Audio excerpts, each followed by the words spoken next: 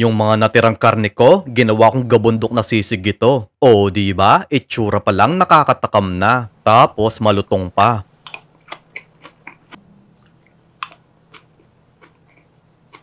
Heto nga pa rin inalis kong taba ng pork chop sa nakaraang recipe ko. Sayang naman kasi kaya naisipan kong isisig na lang ito. Papakuluan lang natin at palalambutin.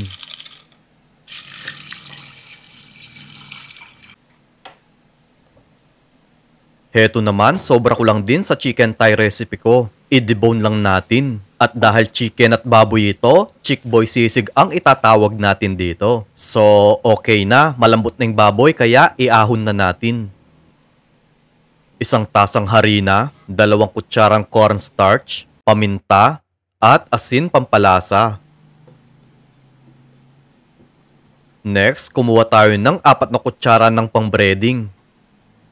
Then, isang itlog ang ilalagay ko. Nagbuhos lang ako ng tubig dito. Ilubog na natin yung manok sa butter. Tapos, balutan natin ng breading. Crispy sisig ang gagawin natin dito. Next, yung baboy naman. Kaya babalutan ko ng breading ito para hindi tumitilansik habang pinipirito. Kapag kasi walang breading ang taba ng baboy na to, pumuputok-putok siya habang niluluto nyo. Magpainit na tayo ng mantika. Una kong pipirituhin yung baboy. Then, baligtarin natin. Tapos, ilagay muna natin sa strainer at palamigin. Sunod naman nating ipirito yung ating manok. Bale, papalutungin ko lang yung breading nito. Pero syempre, yung loob, malambot pa din ito.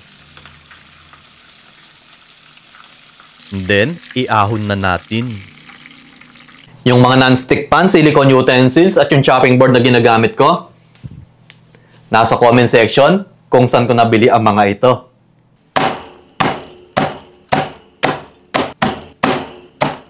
Ilagay na natin sa mixing bowl yung karne.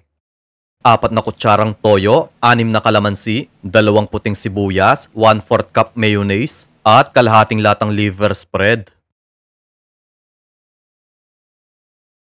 Maglagay din tayo ng sili, pampagana, at paminta naman, pampalasa. O diba, ang dali lang ng pagluluto nito. Kaya kung may tirang karne kayo, gawin nyo na din ito. Kung gusto nyo pang makapanood ng mga recipe na tulad nito, mag-follow lang kayo kay Lokong Kusinero para ma-update kayo sa mga susunod na video. Heto ng complete list of ingredients ng ating chick boy sisig. Bye-bye! Bye-bye!